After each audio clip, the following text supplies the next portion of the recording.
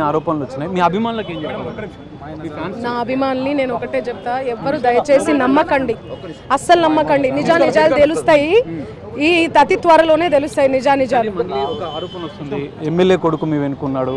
MLA కొడుకు ఎవరు ఉంటారండి? అవన్నీ పైన జరిగేవే. ఎమ్మెల్యే కొడుకు ఎందుకు ఉంటారు? ఏ ఎమ్మెల్యే కొడుకు ఉన్నారండి చెప్పండి మీరు?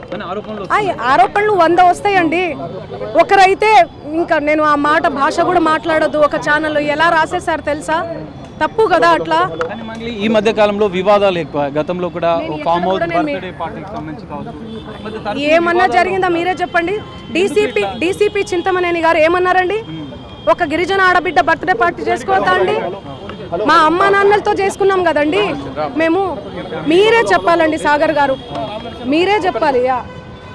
ఒకటే నా ఫ్యాన్స్, నా అభిమానులకి నేను ఒకటే మాట, తెలుగు రాష్ట్రాలు అన్ని ఎక్కడైతే నా ఫ్యాన్స్ ఉన్నారో, నన్ను అభిమానించే వాళ్ళు ఉన్నారో, దయచేసి ఇవన్నీ ఫేక్ అలిగేషన్స్, నన్ను డిఫేమ్ చేయాలని చెప్పి వాళ్ళందరూ కూడా చేస్తున్నటువంటి ప్రయత్నం, వాళ్ళు ఫేమ్ అవ్వడం కోసం డిఫేమ్ చేస్తున్నారు నన్ను.